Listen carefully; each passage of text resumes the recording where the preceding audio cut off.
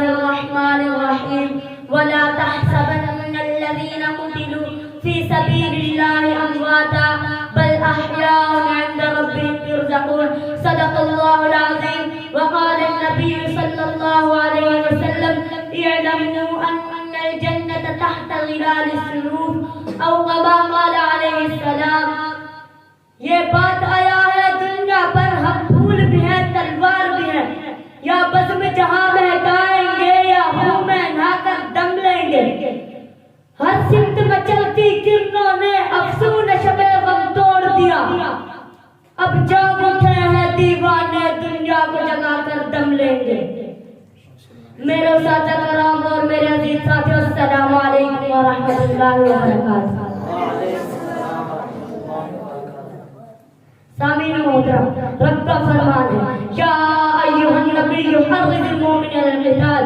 اے نبی صلی اللہ علیہ وسلم، آپ مؤمنین کو جہاد کے لیے تیار کیجیے. میرے مدنی آقا صلی اللہ علیہ وسلم رب کا یہ پیغام سن کر کمر بستہ ہو گئے. مدینے کی در و دیوار سے حی علی الجہاد حی علی الجہاد کی صدائیں بلند ہونے لگی.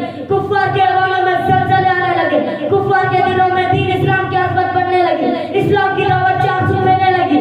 میرے محبوب پیغمبر صلی اللہ علیہ وسلم اللہ کے کلمے کے لیے کبھی بدر کے میدانوں میں، کبھی احد کے چٹانوں میں، اور کبھی خندق کے غاروں میں، اور کبھی تبوک کے تپے صحرا میں، اور کبھی خیبر کے نخلستانوں میں، اور کبھی حنین کے ریگستانوں میں کفار کے والوں کو ملیے میٹ کرتے چلیں گے.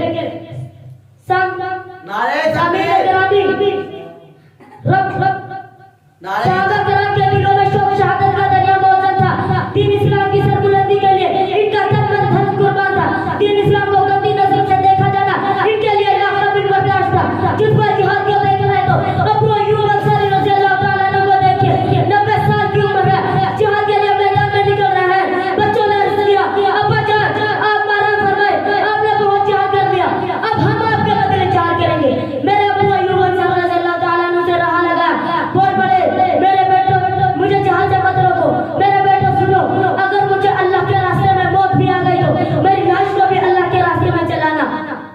اللہ اکبر، یہی ہے جذبہ جہاد. جذبہ جہاد کی بدولت ابو بکر رضی اللہ تعالیٰ عنہ صدیق بن گئے، عمر رضی اللہ تعالیٰ عنہ فاروق بن گئے، عثمان رضی اللہ تعالیٰ عنہ غنی بن گئے، علی رضی اللہ تعالیٰ عنہ حیدر کرار بن گئے، خالد رضی اللہ تعالیٰ عنہ سیف اللہ بن گئے، حمزہ رضی اللہ تعالیٰ عنہ اسد اللہ بن گئے، ابو عبیدہ رضی اللہ تعالیٰ عنہ امین الامہ بن گئے. سامعین محترم، جب سے امت نے جہاد کی سنت کو چھوڑا ہے اس وقت سے امت ہر جگہ مار کھا رہی ہے. آج مسلمان ہر جگہ مظلوم ہے، کہیں کشمیر میں مظلوم ہے، کہیں شام اور فلسطین میں مظلوم ہے. کیوں؟ اس لیے کہ ہم نے جہاد جیسی عظیم سنت کو ترک کر دیا.